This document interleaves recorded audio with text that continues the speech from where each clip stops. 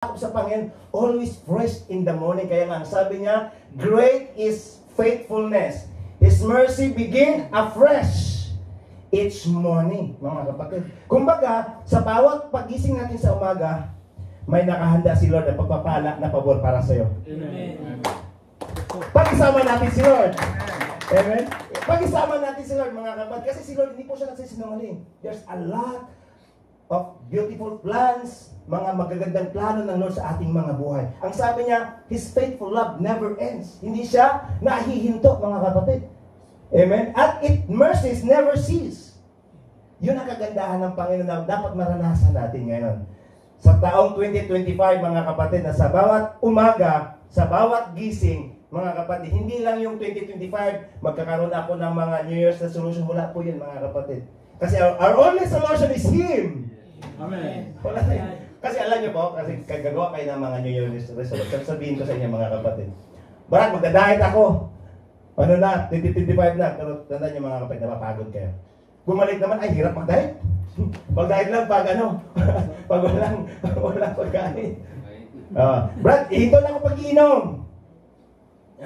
May nag-iinom pa, wala. Brad, ihinto na ako mag-bisyo. Pero isipin niyo, mga kapatid, anong nangyari? Anong resolution na mayroong solusyon? Wala po, kapatid. Bakit? Kasi kahit ikaw ang magsimula, mga kapatid, pag sarili mo, hindi mo talaga kaya. Brad, magbi-business ako 2025 na. Brad, mag-iipon ako. Ano pa ba, mga kapatid? Brad, mag-overtime ako ng so mas maganda pong overtime, mga kapatid, no?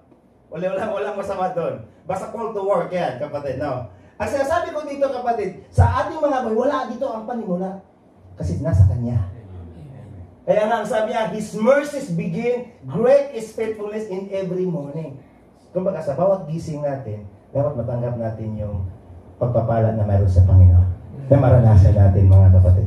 Katulad ng pagsilang ng, o pagsilang o pag-ano ng bagong araw, mga kapatid. Ang araw hindi naman siya natatapos eh. Ang gabi at araw natatapos para sa atin. Pero ang araw hindi pa siya natatapos. The same way din yung blessing ng Lord. Hindi din siya natatapos, mga kapatid. So, ibig sabihin, ikaw at ako ngayon ang inaantay ng Lord. Anak, kailan mo ba ako tanggapin? Kailan ka ba lumakad para maranasan ko mga pabor at plano para sa iyo na nakahanda? Amen? Tutulad ng binahagi ng kapatid, mga kapatid, kanina. And also me, mga kapatid, I experienced the miracles of God sa buhay ko. And so much uncounted, hindi siya mabilang kung paano pinaranas ng Lord ang kanyang milagro, mga kapatid. Amazing, no, mga kapatid? Yan po ang Diyos na meron tayo. He is a miracle worker. He is working, mga kapatid. He is working for you and for me. Kaya kailangan at narapat sa atin, anong dapat natin gawin, mga kapatid? Align yourself in the Lord. Katulad sa ginagawa natin ngayon. Amen? Palapakan natin si Lord.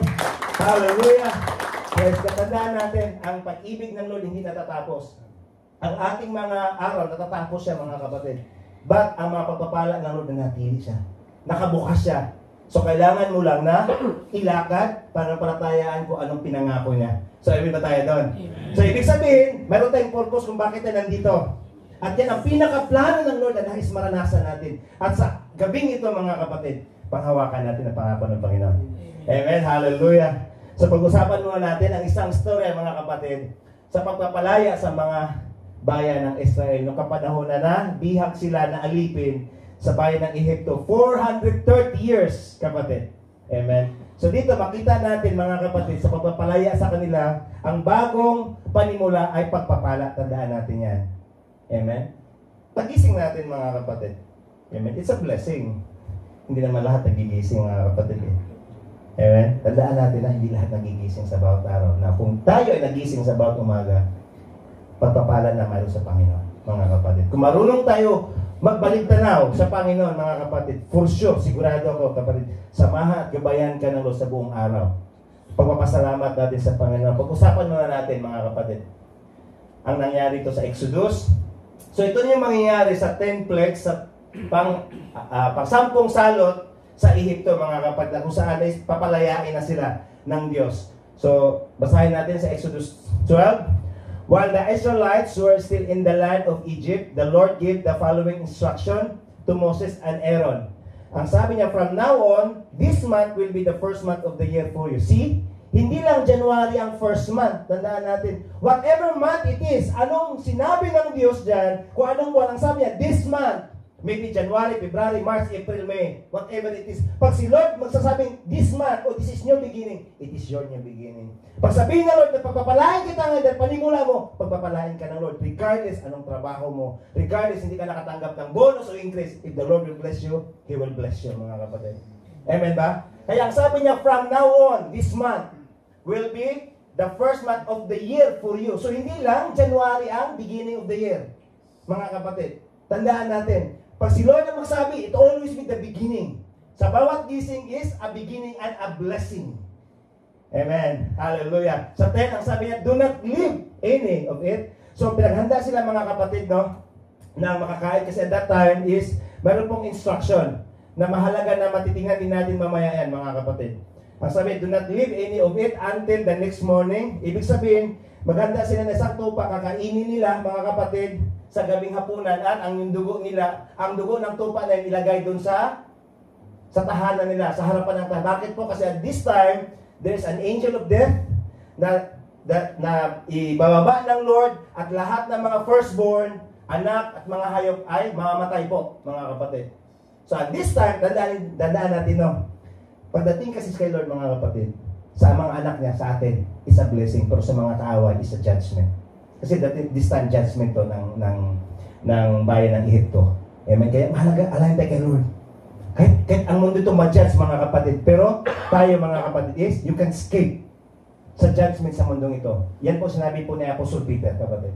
But continue tayo. Do not leave any of it until the next morning. Burn whatever is not eaten before morning. Yung mga sobra, mga kapatid, mga leftover, kailangan sunugin. Now, ang sabi dito sa 11, these are your instruction for eating this meal. Be fully dressed, wear your sandals, and carry your walking stick in your hand. So, tandaan natin, ano bang in-instruct na Lord habang kayo ay kakain? Amazing, no? Ang sabi niya, magbihis kayo. Ihanda yung mga sandal at yung walking stick. Amen? Mga kapatid, kakain pa lang, pero pinaghanda na sila kayo. Ano bang ibig sabihin dito, mga kapatid? Ang sabi niya, on that night, ito na ang sabi ng Lord, I will pass through the land of Egypt and strike down every firstborn son, firstborn male, animal in the land of Egypt. I will execute judgment against all gods of Egypt, for I am the Lord. Sa 31, basahin niyo lang buong chapter, mga kapatid, naka-jump lang po yan. Pharaoh sent to Moses, ano ang sabi niya? Pinatawag na si Moses at Aaron, get out, he ordered. See?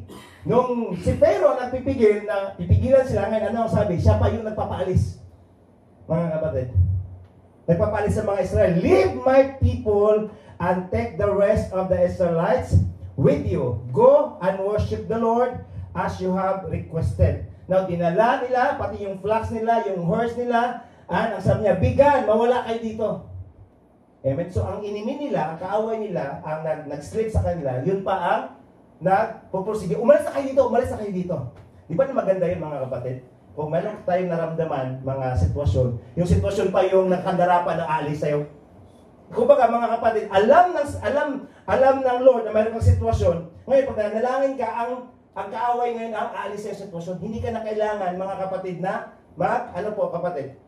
magkakaroon ng pag-alala. Kasi alam mo na ang mga sitwasyon na meron tayo is merong hangganan. Amen, mga kapatid? Alam niyo po nangyari yan sa Panginoong Hesus? Yung that time na lumapit ang isang sanibang demonyo. Ano po ang sinabi niya doon, mga kapatid? Di ba? Dumating ka ba dahil i-judge mo na kami? Isipin yan, mga kapatid. Kung mayroon tayong mga sitwasyon na ang kaaway natin ay hindi po tao, ha? Isipin yung tao, yung kaaway nyo. Ang kaaway natin, yung mga espiritu na nagpapasakit sa mga tao. Nagdadala ng sakit, kahirapan, nagdadala ng depression, nagdadala ng mga stress sa buhay. Yun yung mga kalaban ng isang Kristyano, hindi po tao. So, imagine mo yun ngayon, mga kapatid, katulad dito, na isang tao is slave or gapos sa stress o depression. Ngayon, ang depression ang aalis sa'yo, di mo lang alam na, bakit ako masaya ngayon, nagkaroon ng kagalakan? That is the benefits, that is the advantage, that is the blessing of the Lord. Kaya ang sabi niya, at hindi lang yan, mga kapatid, humingi pa siya ng blessing. Go, but bless me as you live. all the Egyptian urged the people at to Israel to get out of the land as quickly as possible, for they thought, ang sabi niya, mamamatay kaming lahat. Amen? So mahalaga po na pag nasa panig tayo ng Panginoon, kasi nasa panig tayo ng buhay at katagumpayan. Amen? Hallelujah! Palakpakan natin si Lord. Amen? Thank you, Lord. Amen? Sa pag-usapan natin mga kapatid, our new beginning is in Christ. Amen? Balikin ko ulit, sinabi ko kahapon na hindi po at 40 is the life begins at 40. Mali po yun mga kapatid. Your life begins when you have Jesus. Yan po ang katotohanan na mayroon tayo. The Christ is our new beginning. If you have Christ ngayon, kapatid, pag mayroong Kristo tayo sa puso ngayon, bawat araw ay may bago tayong pag-asa na maranasan ang kanyang pagpapalang. Isama lang natin sila sa bawat araw. Kasi ang pagsama natin sa kanya, kapatid, is a decision making. Yes, we receive Christ, kapatid, when we got saved. But sa bawat araw, it's your decision making na isama mo si Lord. Katulad dito mga kapatid, isama ko si Lord. Dahil pag nandyan ang Panginoong Hesus mga kapatid, yes, ang maranasan natin, magkaroon siya ng ilaw sa atin. Kaya nga dito, ano ang sabi niya Apostle Peter kapatid?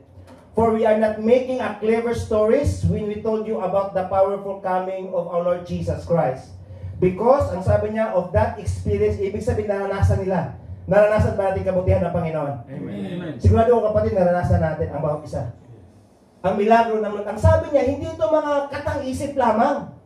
Yung mga testimony dito kapatid, hindi ito katang-isip. The Lord is working. Ang sabi niya, because of that experience, yung kasunod niya sa 16, we have even greater confidence in the message proclaimed by the prophets. Kaya nga, nararapat, you must pay close attention. Pag sabing pay close attention mga kapatid, makinig, mag-focus at palaging sentro ang Panginoong Hesus sa atin. Ang sabi niya, pay close attention to what they wrote. Ibig sabihin, in the very word.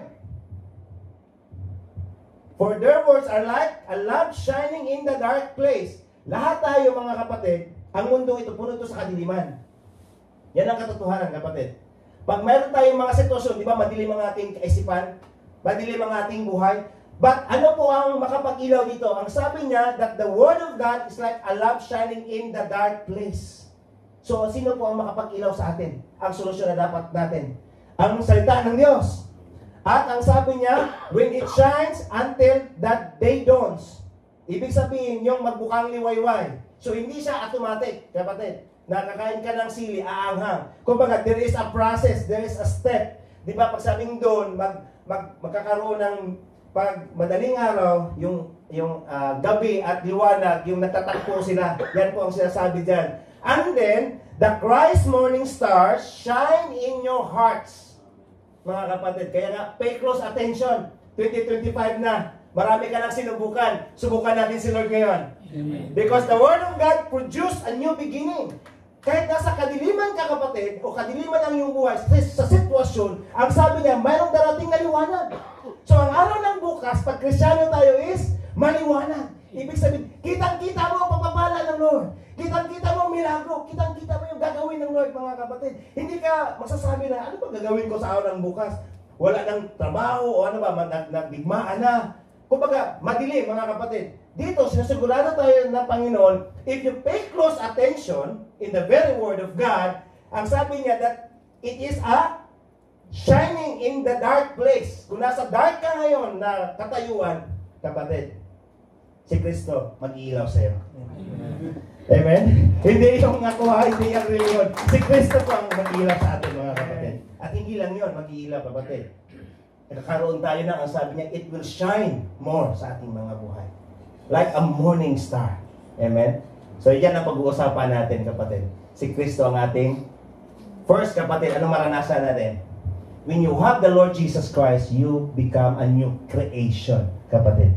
Pag sinasabing new creation, mga kapatid, ang sabi dito, babalikin ko ulit, these are the instruction for eating this meal, fully dressed, and wear your sandals and carry on your walking stick in your hand. Ibig sabihin, ano bang ibig sabihin dito, mga kapatid? If you receive Jesus Christ.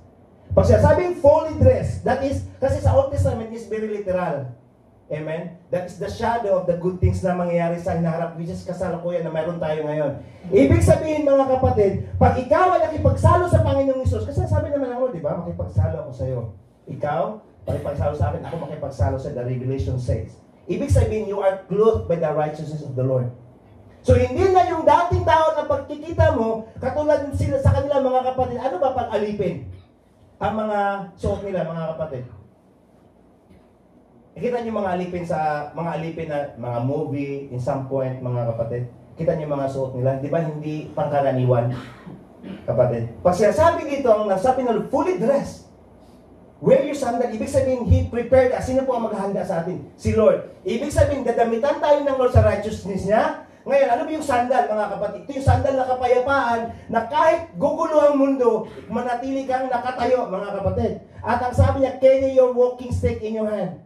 Guidance. What is this? The very word of God. That what makes us a new creation. Ibig sabihin, yung dati mong pagkatao, mga kapatid, is natabunan na sa kabutihan ng Diyos sa pamagitan ni Kristo. Your new creation now is in Christ Jesus. Kaya nga, dapat kilalanin natin kung sino tayo sa Panginoong Hesus. Bakit? Because if you don't know who you are, kapatid, you cannot live of who you are. Kung hindi mo kilala kung sino ka sa Panginoon, hindi mo talaga maisabuhay kung ano ka, mga kapatid. Kaya nga dito, ang sabi dito mga kapatid, while they're eating, or habang sila ay kakain, they have to wear of fully dressed. Wear their sandals and carry walking stick. Why? Because that is the beginning of their new creation. Now, when you receive Jesus Christ, you become a new creation, mga kapatid. That is the beginning of the true life. Hindi po yung pinanganak sa physical, kapatid. Hindi po yun sa pumunta sa ibang bansa ang new beginning. Ang new beginning is when you receive the Lord Jesus Christ. Now, alam ko na ang bawat sa ito matagal na tinanggap ang Panginoong Hesus. Now, tingnan natin yung 3 dimensions. Saan na tayo doon? Nasa kalagitnaan pa ba?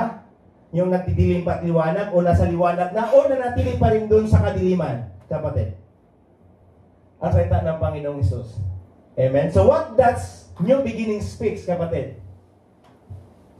Pag sabing new creation, you have a new position. You are from slaves to friend. Mula sa pagkaalipin, ngayon kaibigan na. Sinabi ng Lord, I am no longer call you slaves because a master doesn't confide in his slaves. Now you are my friends since I have told you everything the Father told me. Alam natin ang salita ng Diyos. Alam natin kung ano tayo sa Panginoong Hesus. Kumbaga mga kapatid, is mayroon ka ng bagong posisyon ngayon. Dati, alipin. Anong alipin? Alipin tayo sa mundo. Anong mga pagnanasa sa mundo ngayon? Sabi dito, you become the friend of God. Di ba tayo excited mga kapatid? Na nagiging kaibigan ka na ng Diyos at pwede mo nang, mayroon ka ng mga pagkakataon na malalaman ang pangapangako ng Diyos kung mag-a-attend tayo ng mga Bible studies. Nandito po mga kapatid, kung sino tayo at ano tayo sa Diyos. If you want to know everything has Father told me.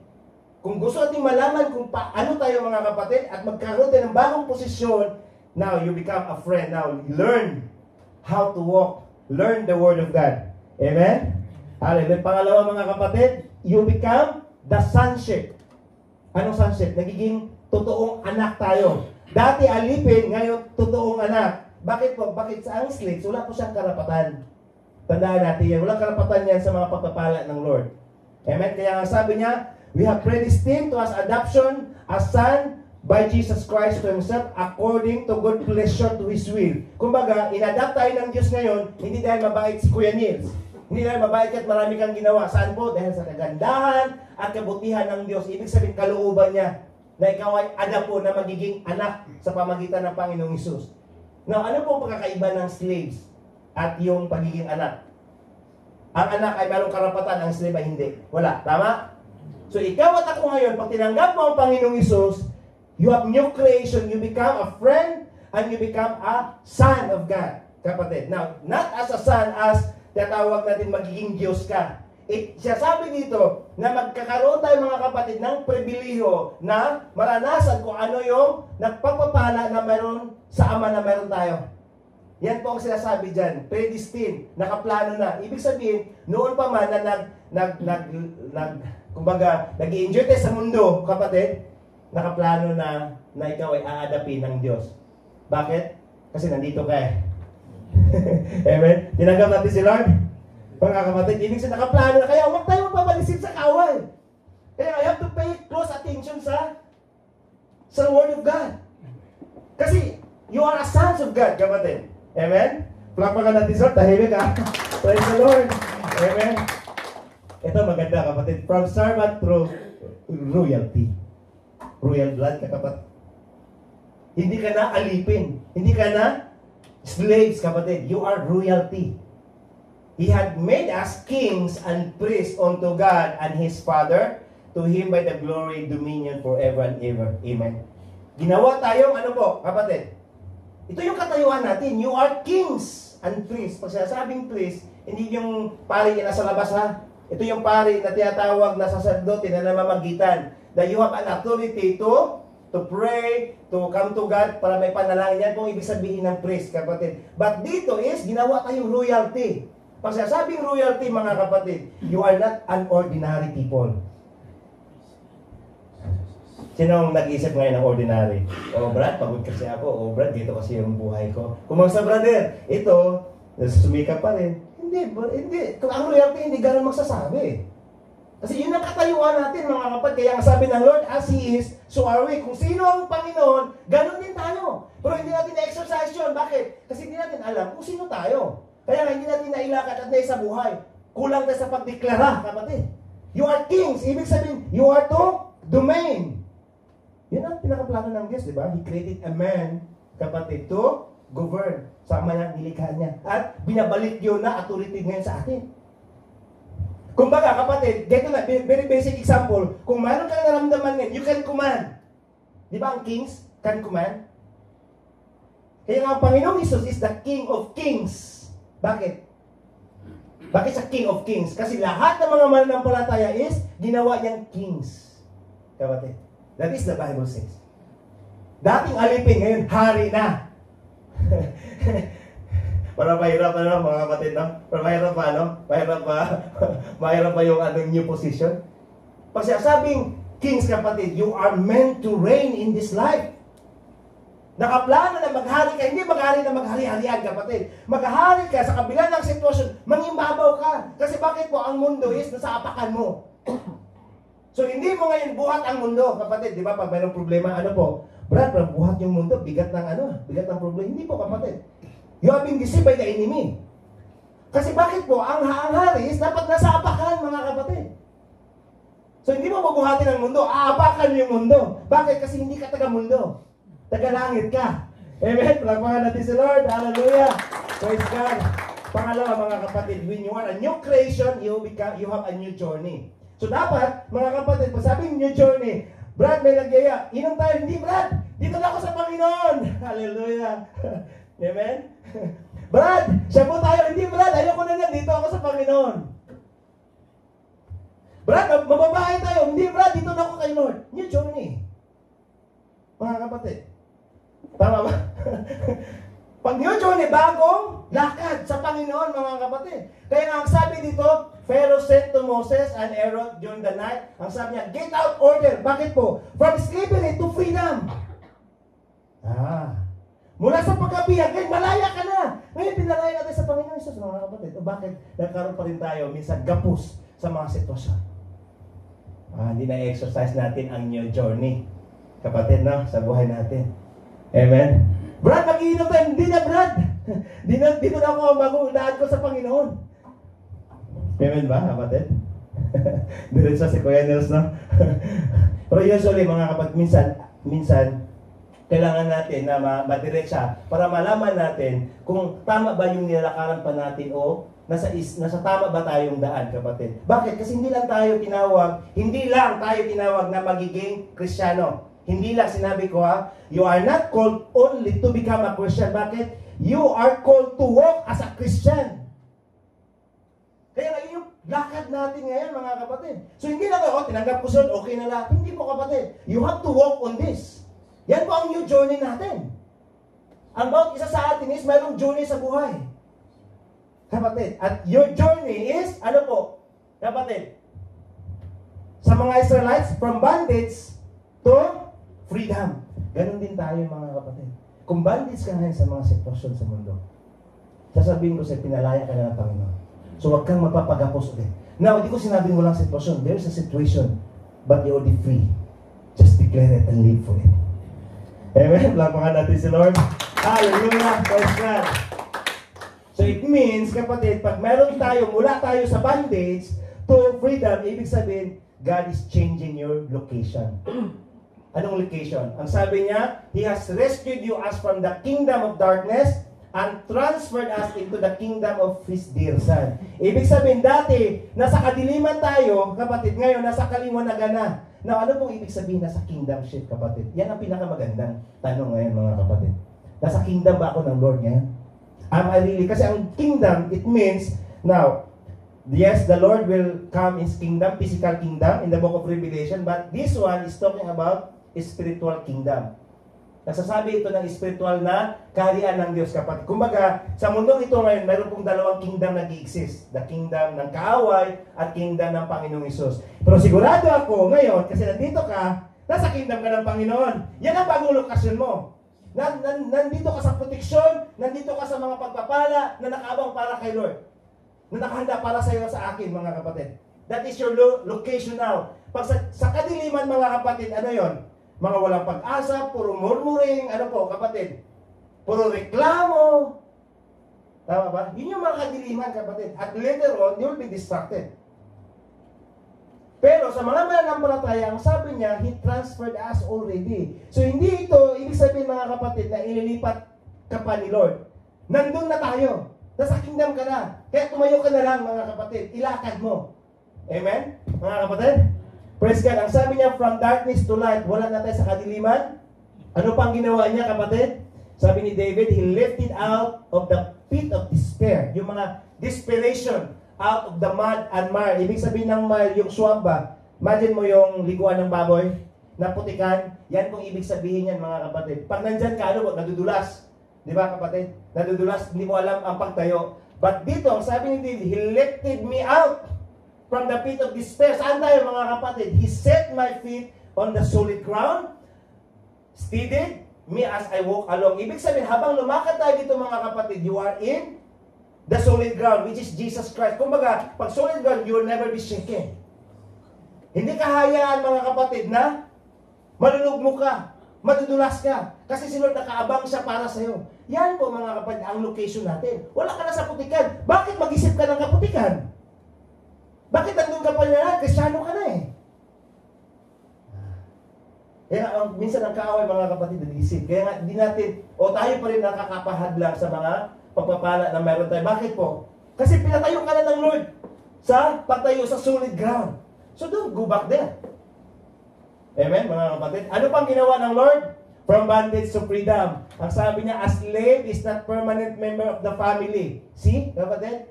But a son is a part of the family forever. So if the Son set you free, you are free. Malaya ka na, kapatid. Dahil pinalaya ka na ng Panginoong Hesus. So ka na mag-isip ngayon ng mga gapos sa mga sitwasyon. Learn to walk on the promises of God. Learn to walk with Jesus. Amen po. Palakpakan natin si Lord. Hallelujah. Okay. Hallelujah. Pag mayroong new journey, mayroon kang new destination. Saan ang ating patutunguhan, mga kapatid? Sa pagiging Kristiyano, hindi lang enjoy, kapatid. Saan sa patungo? Go and worship the Lord. Sino ang destination nila? Si Lord. Ang ating destination, mga kapatid, ang Panginoon Hesus lang, ha? Walang ibang destination, mga kapatid. He is our destination. At ang sabi niya, hindi doon tayo, mga kapatid, na ano gagawin natin? To worship God.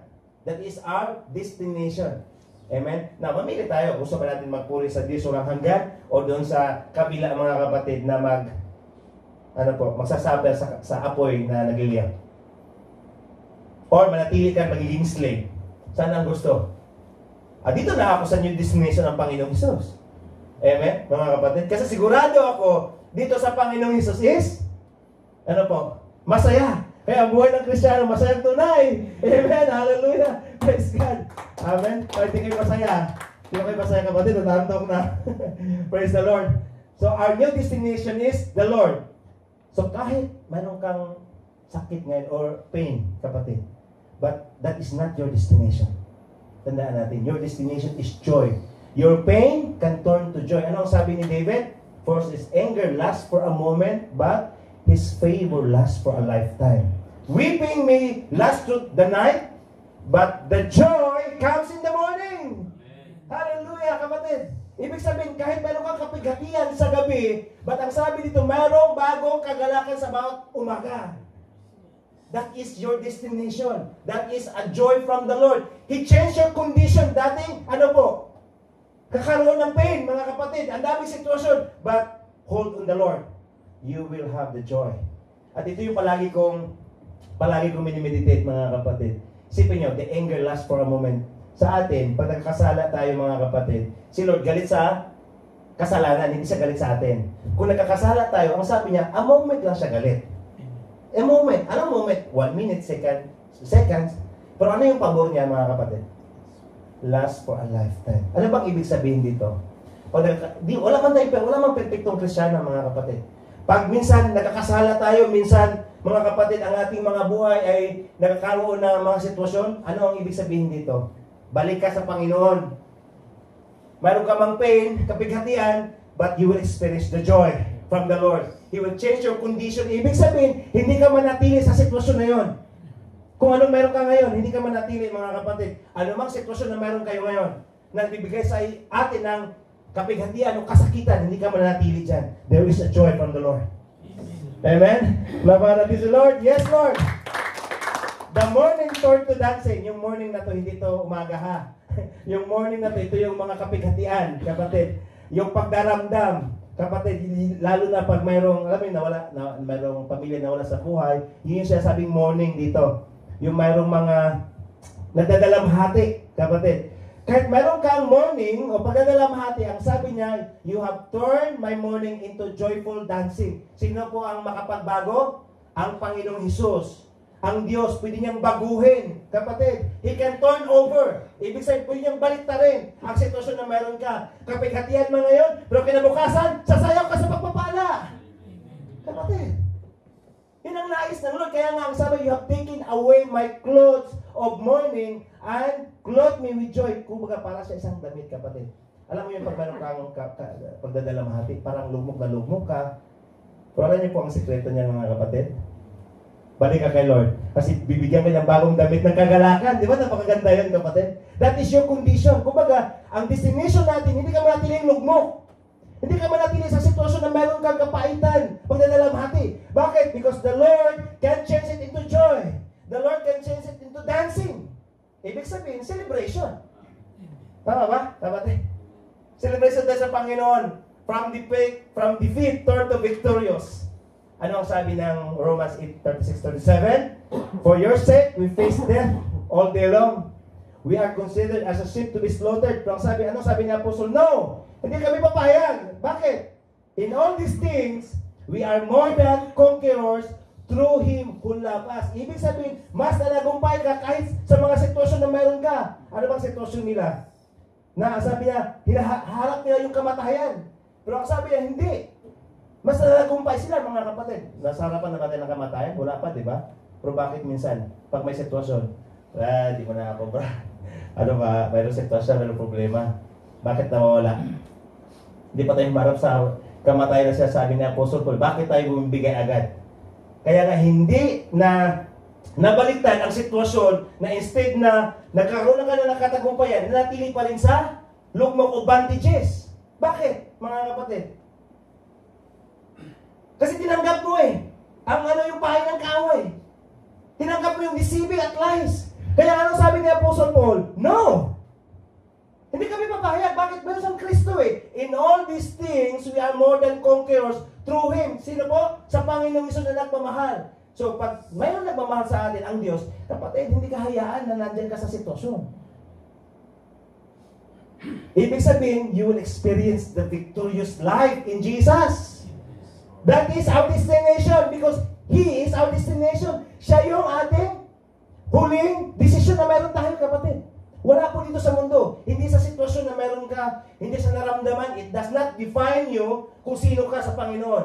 Ano ba tayo sa Panginoon, mga kapatid? Binago na ng Lord ang condition mo. Binago na ng Lord ang situation mo. Ang position mo. Ang katangian na meron tayo, dapat may bihis ang katangian ng Panginoong Hesus. Para maranasan natin yung beginning, mga kapatid. Hindi yung new beginning na mag-resolution pag New Year, kapatid. Hindi po yung new beginning. Kasi ang new beginning na mayroon tayo when you receive Jesus Christ. And when you walk on it, maranasan natin ang bagong panimula sa Panginoon. Amen? Palapakan natin si Lord. Now, at ano mga kapatid? Gaano na ba kaliwanag si Kristo sa salita niya sa mga puso natin at buhay? Di ba sabi niya that Christ is the morning star that shines in our life? Gaano siya kakaliwanag? Kasi kung gaano siya kaliwanag mga kapatid, yun yung totoong buhay na panimula na mayroon tayo. Kasi kalamitan sa mga mananampalataya natili pa rin sa kadiliman o natili pa rin sa dawn. Ibig sabihin sa madaling araw pa sa sitwasyon sa espiritual. Kapatid, step up! 2025 na! Pay close attention to the Word of God. Lord, nais kong maranasan kung ano sinasabi mo siyang salita. Kaya kailangan natin, mga kapatid, ano sinabi when Jesus spoke again to the people and said, I am the light of the world. See? Whoever follows me. So it is more than believing and accepting. Hindi lang, mas mahigit pa ito sa pagtanggap at sa pananampalataya, but follows me. Sumusunod ka sa sinasabi ng Lord. Nandito ka sa mga gawain. Nagpapagamit ka sa Panginoon. Ginagamit ka ng Lord. Follows me, a follower of Christ. When you follow the Lord, ang sabi niya, you will never walk in darkness. So hindi niya papahintulutan na lalakad ka sa kadiliman. Bakit? You will have the light. You will have. Ibig sabihin, nasa sayo na ang ilaw na nagbibigay buhay. Bakit? Kasi kasama mo si Lord. Yan po ang nais ng Lord, mga kapatid. Ipamani ko sa kalagitnaan ito. Follow the Lord Jesus. There's no life apart from that. Wala na tayong ibang buhay, kapatid. Walang buhay sa mundo. Ang buhay nakikita natin lahat dito pansamantala lang. Mawawala lahat dito, mga kapatid. Even this life. Even yung katawan natin. Kung anong mayroon dito, kapatid. All will be gone.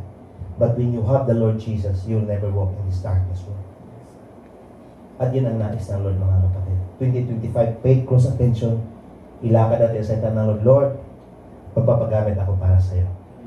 Lord, magkukumit ako para sa iyo. Lord, ang buhay ko para sa iyo. Lord, 2025, Lord, ang buhay ko ay sa iyo na. Amen ba tayo doon, mga kapatid? Tayo po tumayo. Praise the Lord. Hallelujah. Praise God. Praise the Lord. Thank you, Jesus. Let's follow the Lord Jesus, kapatid. Amen. When we follow the Lord Jesus, kapatid, we have the light in Christ Jesus. Amen.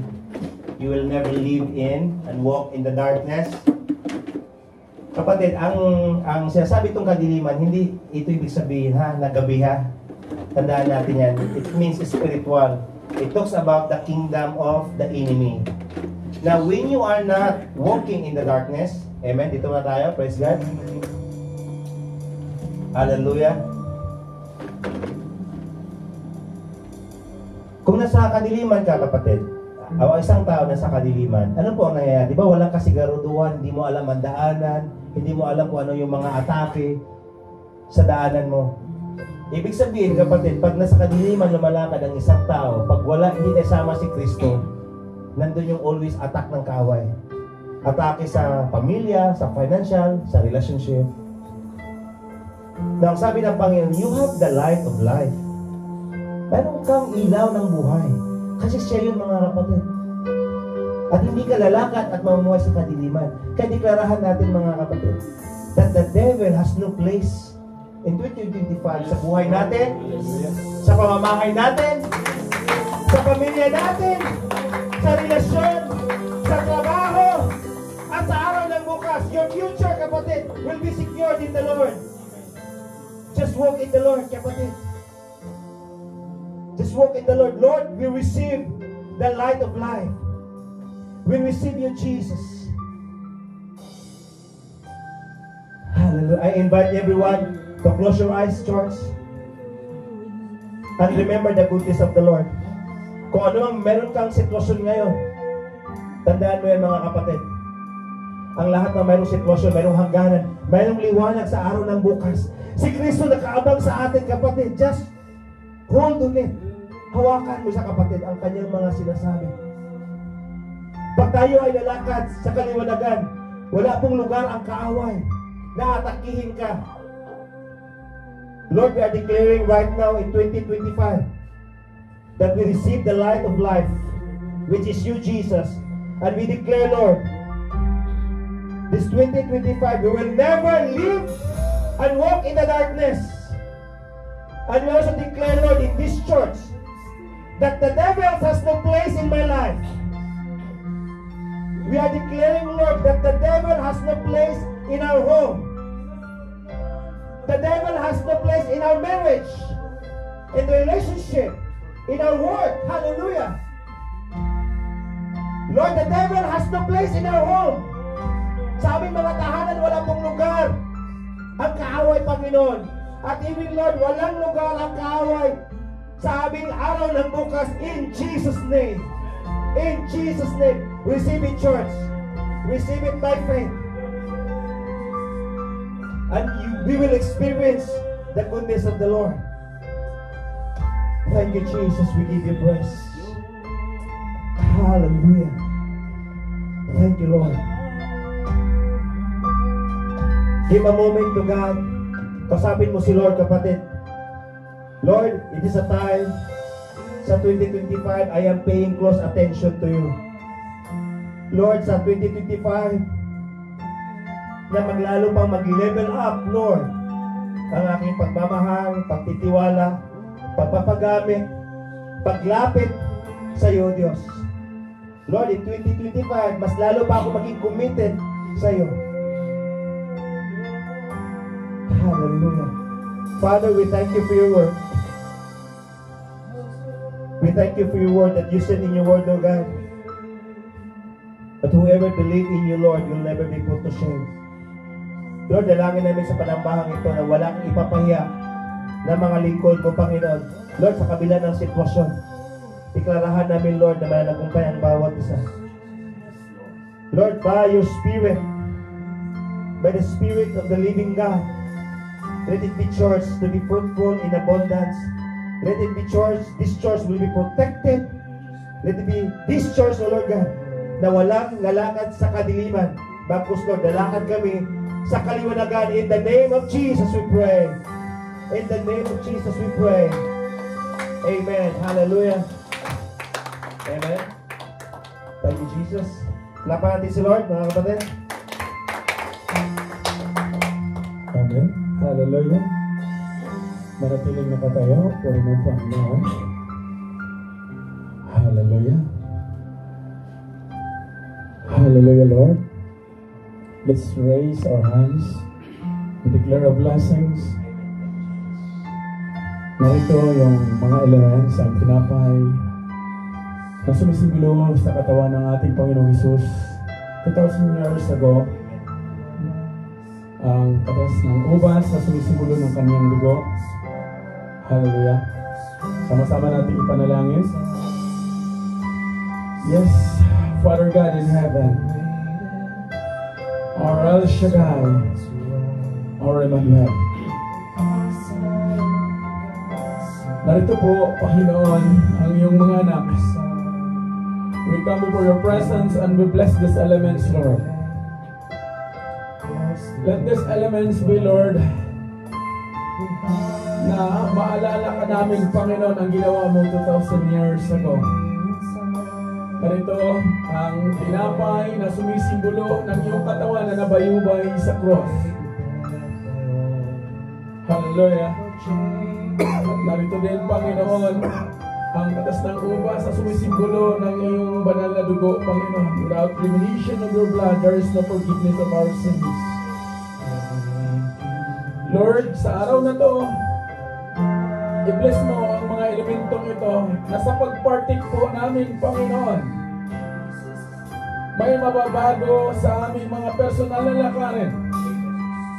Ipaalala mo sa amin ang ginawa mo, Diyos, doon sa cross. Na narito ka para kami ay magkaroon ng buhay. At ang buhay na yan na pangako mo, Panginoon, ay nasa kamay na namin. The kingdom is at hand.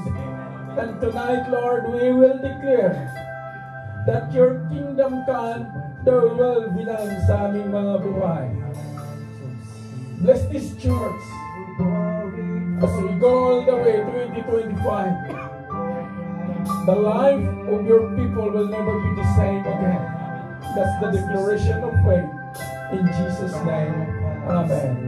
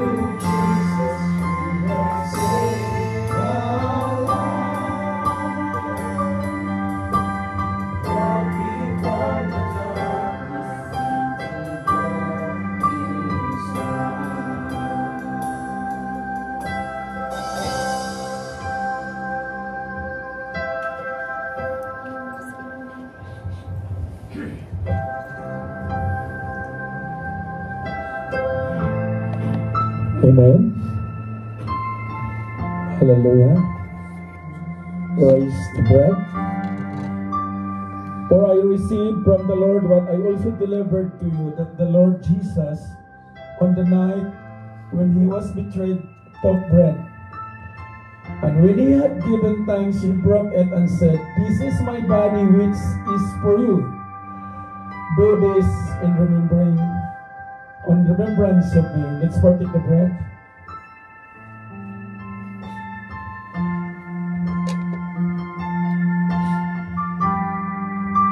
Raise the cup. In the same way also he took the cup after supper, saying, "This cup is the new covenant in my blood. Do this as often as you drink it in remembrance of me." Let's drink.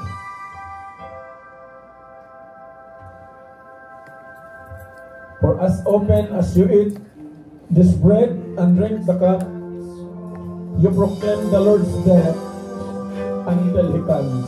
Palapakan natin ang Panginoon.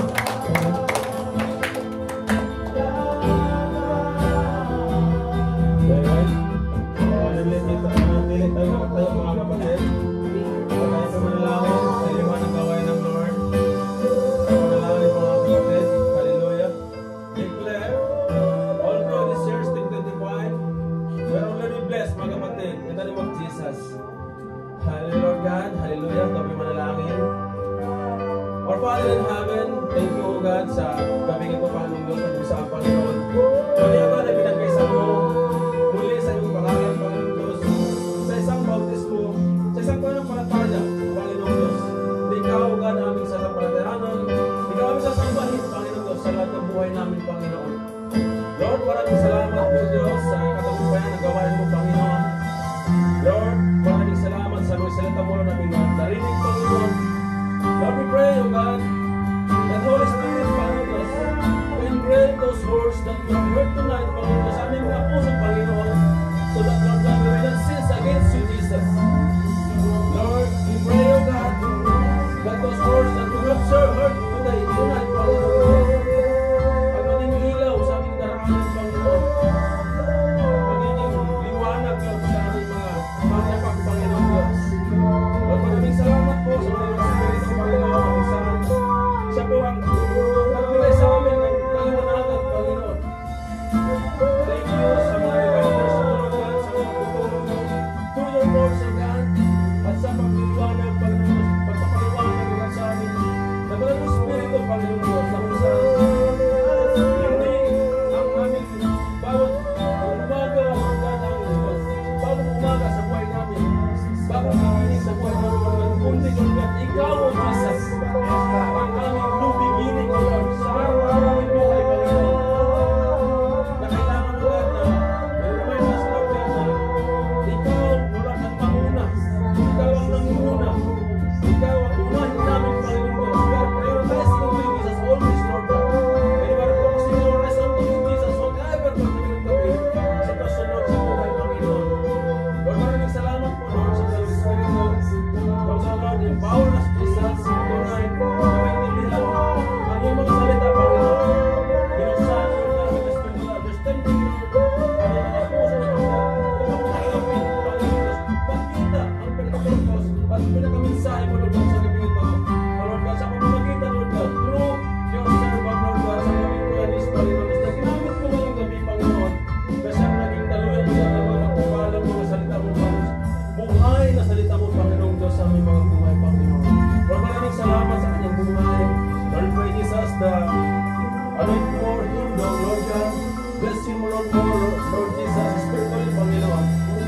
magdala ng salita mo, Panginoon Diyos, saan mo siya makarating, Panginoon.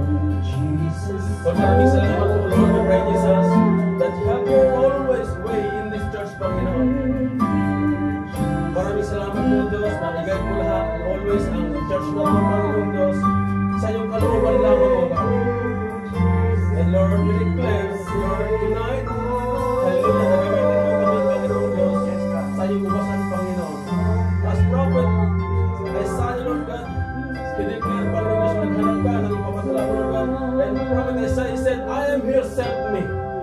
And Lord, we declare today, tonight, Lord, the same declaration with prophet Isaiah, Panginoon Diyos, send us, Panginoon. Gamitin mo kami, O God, for the harvest, Panginoon. Gamitin mo, O God, this church for the harvest.